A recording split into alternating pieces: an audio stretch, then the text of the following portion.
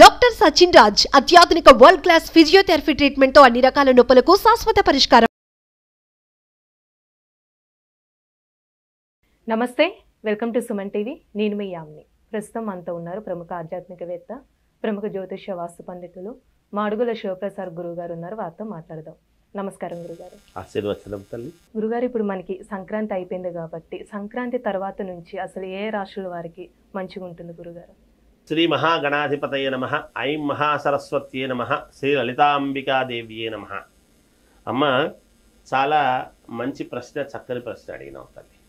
ఎందుకంటే సంక్రాంతి పండుగ, సంక్రాంతి పురుషుడు, మకర సంక్రమణం మనకు చాలా విశేషమైనటువంటి పండుగ అనేటువంటిది పండుగ గురించి చెప్పాము. పండుగ అయిపోయింది కూడా.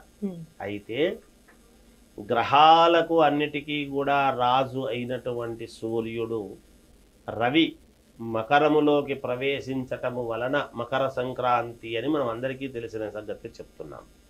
అయితే ఈ సందర్భంగాను అంటే సూర్య భగవానుడి యొక్క అనుగ్రహము వల్లను, సూర్య భగవానుడికి సంబంధించినటువంటి సింహరాశికి అధిపతి రవి ఇక్కడ. అలా ఒక విధానంగా, ఇంతేకాకుండా కులదైవము, సూర్య భగవానుడు కులదైవము అయినటువంటి రామచంద్రమూర్తి యొక్క ప్రాణప్రతిష్ఠ అనేటువంటిది ఇప్పుడు జరుగుతూ ఉన్నది అయోధ్య నగరంలో. రాముల వారిది పునర్వసు నక్షత్రము. ఆయన ఎంత మహానుభావుడో అందరికీ తెలుసు. అటువంటి భగవస్వరూపుడు భగవంతుడు రామచంద్రమూర్తి యొక్క పునర్వసు నక్షత్రము మిథున రాశి అనేటువంటిది ఉంది.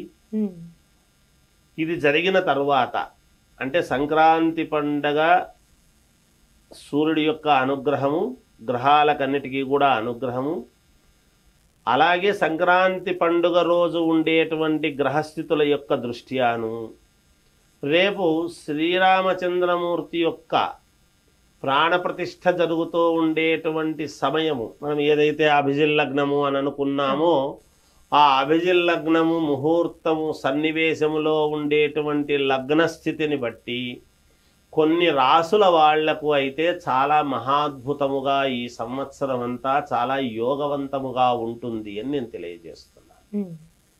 అయితే ఏ ఏ రాసుల వాళ్లకు బాగుంటుంది అనేది నేను ఇప్పుడు చెప్తాను మీకు. వీళ్ళకి ఏమిటి అంటే మహాద్భుతముగా ఉండబోతుండేటువంటివి, చాలా అంటే చాలా బాగుంటుంది వీళ్లకు అనేటువంటి ఇది. అనుకోకుండా మేలు జరగటానికి, అనూహ్యముగా పదవులు రావటానికి, రాజకీయాలలో ఉండేటువంటి వాళ్ళ యొక్క జీవితాలు మహాద్భుతమైనటువంటి మలుపులు తిరగటానికి, మాకేముంది అయిపోయింది అన్న వాళ్లకు అయ్యో అనేటువంటి పరిస్థితి, ఇదా రాదు పెట్టదు ఎందుకులే అనుకునేటువంటి వాళ్ళు వచ్చి కూర్చోవటం, ఇలాంటి చిత్ర విచిత్రాలైనటువంటివి కొన్ని జరుగుతాయి. అది ప్రతి వాళ్లకు, ఉద్యోగస్తులకు కావచ్చు, వ్యాపారస్తులకు కావచ్చు, సినిమా రంగం వాళ్లకు కావచ్చు, ఇలా అన్ని రంగాల వాళ్లకు కూడా, అనేక రంగాల వాళ్లకు మహాద్భుతమైనటువంటి రాసుల వాళ్ళు ఉన్నారు. ఇక్కడి నుంచి రేపు రాముల వారి యొక్క అక్కడ ప్రతిష్ఠ జరిగిన సన్నివేశం నుంచి మార్పు జరిగేటువంటివి ఆల్రెడీ ఇప్పుడు మకర సంక్రాంతి సందర్భముగా కొన్ని రాసుల వాళ్లకు ఉండేటువంటి గ్రహస్థితుల దృష్ట్యా ఆ రాసులు ఏవేవి అంటే బాగుండేటివి, మహాద్భుతముగా ఉండేటివి. అంటే మిగతా వాళ్ళవి బాగలేవని కాదు, నేను చెబుతుండేటువంటివి 100% బాగుండేటివి కొన్ని, 75% బాగుండేటువంటివి కొన్ని. అంటే ఎక్కడో ఒక చోట చిన్న ఇది ఉంటుంది కదా తల్లి. ఈ 100% బాగుండేటువంటి వాళ్ళ యొక్క ఇది ఏమిటి అంటే వృషభ రాశి, మిథున రాశి, కర్కాటక రాశి, సింహరాశి, కన్యారాశి, వృశ్చిక రాశి చూడండి, తర్వాత మకర రాశి, కుంభరాశి. ఒక్క మీనరాశి, మేషరాశి, తులారాశి ధనుస్సు రాశి వాళ్ళము మాత్రమే 75%.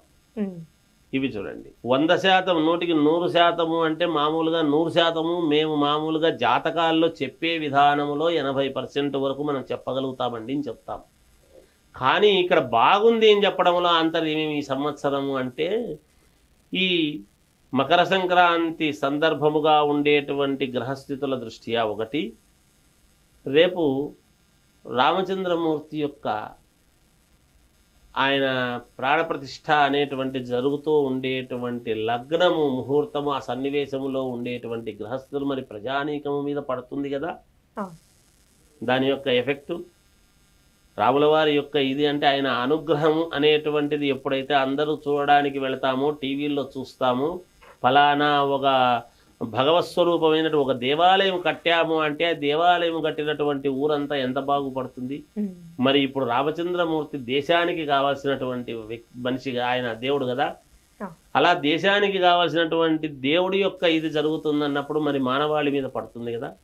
అలాంటి సన్నివేశాలలో ఇగో ఈ రాశుల వాళ్లకు మహాద్భుతముగా ఉన్నది.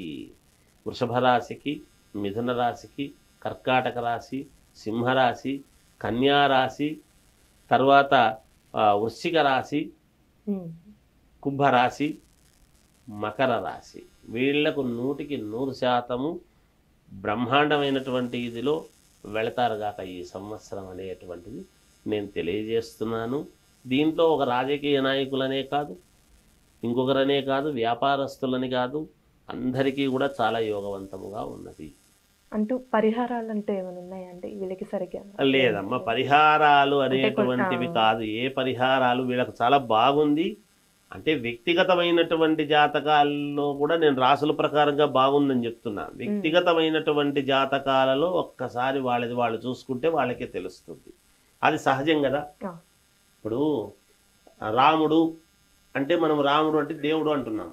రాముడు అని పేరు పెట్టుకునే వాళ్ళందరూ దేవుళ్ళు కాదు కదా. మరి రాముడు అన్నప్పుడు ఆయనది కూడా పలానా మిథున రాశి వాళ్ళందరూ కూడా ఇది కాదు కదా.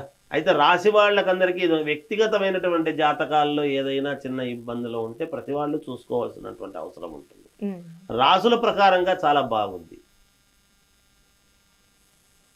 అదే అమ్మా నేను చెప్పి, ఎందుకంటే అందరూ ఒకే లగ్నానికి పుట్టుంటారు కదా, అది లగ్నాలు వేరుంటాయి కాబట్టి అది దాని అర్థం. చాలా చక్కగా తెలియదు గురుగారు, ధన్యవాదాలు. జయోస్తు.